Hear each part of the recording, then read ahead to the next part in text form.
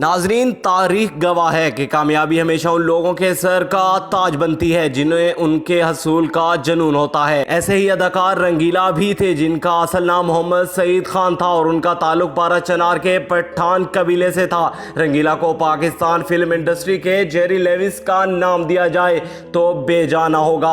उनका शुमार उन लोगों में होता है जो कि जैसे ही स्क्रीन पर आते थे लोगों के चेहरों पर खुद ब खुद मुस्कुराहट आ जाती थी, मगर उनके हवाले से बहुत कम लोग इस बात से वाकिफ होंगे कि वो फिल्म इंडस्ट्री में कॉमेडियन बनने नहीं बल्कि वो खुद को हीरो समझते थे। सिर्फ 1 साल की उम्र में माँ और बाप दोनों से महरूम होने के बाद अपनी बहन के साथ पेशावर आ गए थे और 2 वक्त की रोटी के असूल के लिए बहुत ही छोटी उम्र में मजदूरी करना शुरू कर दी। मगर दिलीप कुमार की फिल्मों को देखकर खुद को दिलीप कुमार से कम समझने पर तैयार ना थे, इसलिए पेशावर से लाहौर का खाली जेब कसद कर लिया।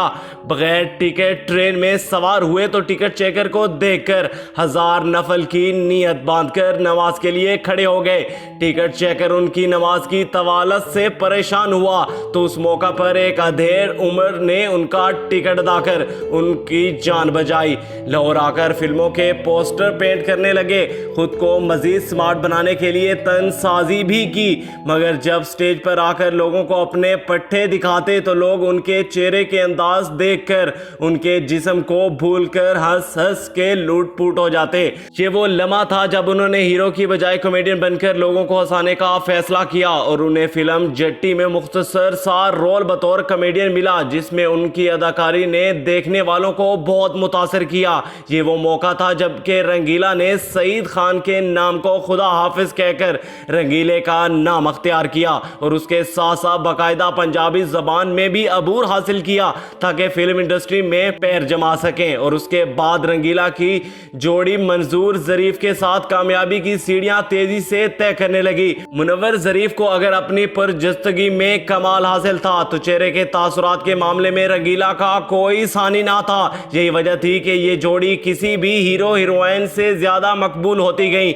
उन्होंने 600 से जायद फिल्मों में काम करके ना सिर्फ अपनी गुर्बत का खात्मा कर लिया बल्कि अपनी तमाम अधूरी ख्वाहिशों को भी पूरा करने का फैसला किया। इस मौके पर उन्होंने फिल्म साजों के सामने ये शर्त भी रख दी कि वो गुलकारी भी करना चाहते हैं, जिस पर उस वक्त के फिल्म साज सर पीट कर रह गए, मगर रंगीला उनकी फिल्मों की कामयाबी की जमानत थी।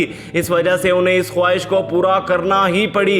इस मौका पर रंगीला ने अपनी आवाज में मेरे मनवा गाता जा रहा है इस गाने की मकबूलियत ने भी रिकॉर्ड कायम कर दिए। ये वो वक्त था कि रंगीला मट्टी में भी हाथ डाल रहे तो वो सोना बन जाता है। रंगीला का मुआवजा किसी भी हीरो के बराबर था। इस वक्त रंगीला ने अपनी फिल्में बनाने का भी ऐलान कर दिया और इस शोबे में भी कामयाबी के झंडे गाड़ने शुरू हो गए। मगर जिस तरह हर अरूज को एक जवाल होता है इसी तरह रंगीला के साथ भी हुआ, मगर वो इतनी कामयाबियों के बाद इस नाकामी को कबूल करने के लिए तैयार ना थे।